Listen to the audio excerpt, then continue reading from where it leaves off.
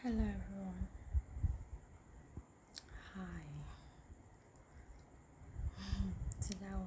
I'm here to tell you that it's okay to question God. It is very much okay to question God. We need to let God know how much we feel, how much grief we are, how much pain we are suffering. Okay? And we need to let Him know the feeling of abandonment. Okay, even though we know He's with us, but sometimes the circumstances in which we find ourselves in make us feel He's abandoned us. So we need to express it, okay? And questioning God is different from questioning His personality, because questioning God is you knowing He's able, but you felt ignored or abandoned. That's why you're asking Him why He has left you in the situation you find yourself in,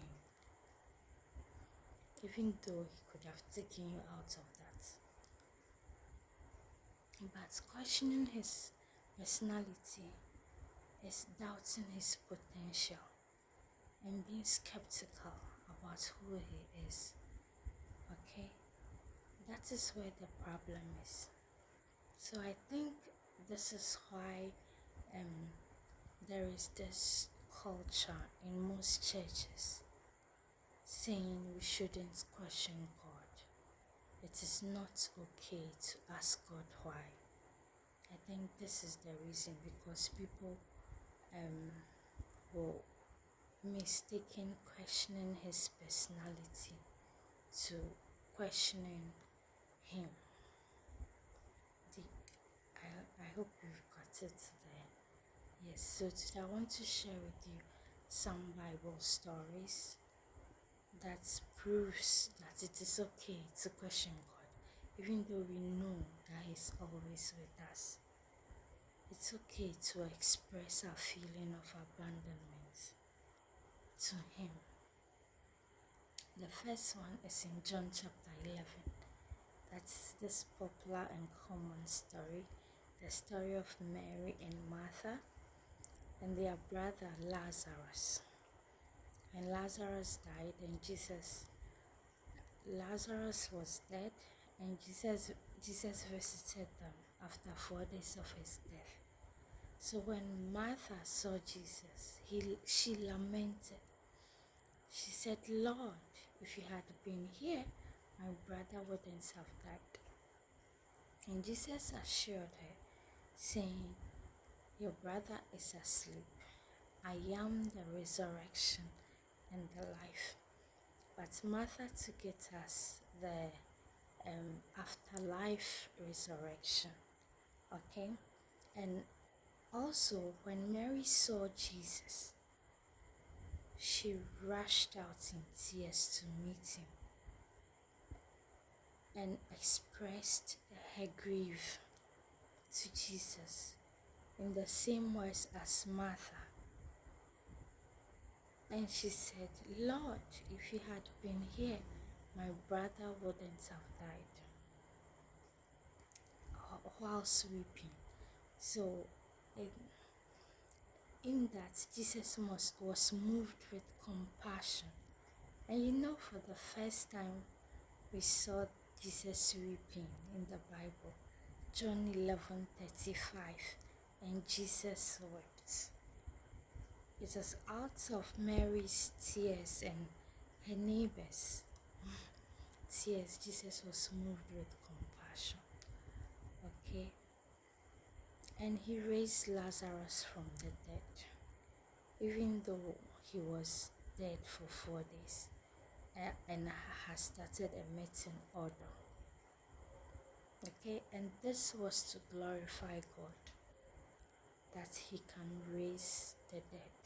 Because Jesus said He is the resurrection and the life. So you see, it It's okay to let God know you are grieving, to express your pain as it is, to express your feeling of abandonment. And the second Bible story is Jesus with his disciples in a boat on the sea during a heavy storm while Jesus was sound asleep. Okay, this story is in Matthew, it's in Mark, and it's in Luke. But I like the Mark one because with the Mark one, they complained. They questioned Jesus as to why he was sleeping amidst the storm. But in Matthew, they said, that is in Matthew chapter 8, they said, Lord, save us, we are drowning. And Jesus forgot to tell them, ye men of little faith, and told the storm, be still and be calm. Okay? But in Mark, amidst the storm, while Jesus was sleeping, the disciples complained, Lord, can you not see that we are drowning? And Jesus woke up and told the storm, be quiet and be still. So you see, they expressed their frustration as it was. And Jesus responded favorably to them. And the third and final one, this one is Jesus himself complaining. Jesus, who is God himself, who knows God. Sorry, Jesus himself, the one who knows God better than anybody. Jesus, who is practically God. Remember John 10:30, I and my Father are one. And also God himself said, and this is my beloved Son, in whom I am well pleased. Okay, so these two people are practically the same. And Jesus coming to atone for our sins, to enable us to enjoy grace, the grace we are enjoying today, to enable us get closer to God, not to separate us from God, because sin separates us from God. So Jesus came to atone for that sin by dying on the cross and enduring pain and torture, a sinless man, going through all this just for you and I to be saved and to enjoy grace and to be much more closer to God. And amidst that pain, it became so much for Jesus to bear. In his humanness, it was so much for him to bear.